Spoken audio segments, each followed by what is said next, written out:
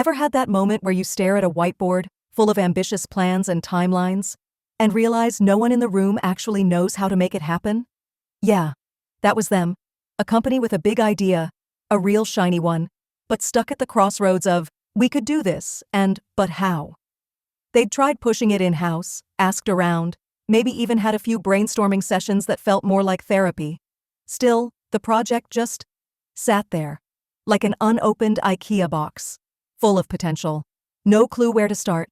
Enter OpenHub, not with magic, not with buzzwords, just with a simple pitch. Let's talk. Let's make it real. So they sat down. Coffee, conversations, clarifications. They peeled the project apart. What mattered, what didn't, what was just fluff. No guessing games, just alignment, straight talk. And once everyone was nodding in the same direction, boom, deal signed. Let's go. Now here's where it gets fun. OpenHub doesn't just lock a few engineers in a room and toss snacks at them. Nope. They bring in people. Real, brilliant international students, working alongside Belgian students, all collaborating inside OpenHub's space, different perspectives, diverse skills, one shared goal. And over the course of weeks, the project started to breathe.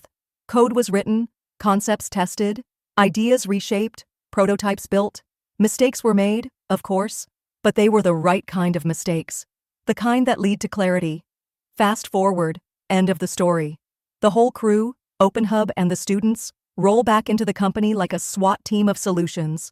Not with vague promises, but with a real, tangible deliverable. Something the company could actually use, or test, or scale. Not bad for an idea that once lived on a lonely whiteboard. So yeah, that's what happens when you stop trying to do everything alone and start building smarter, together.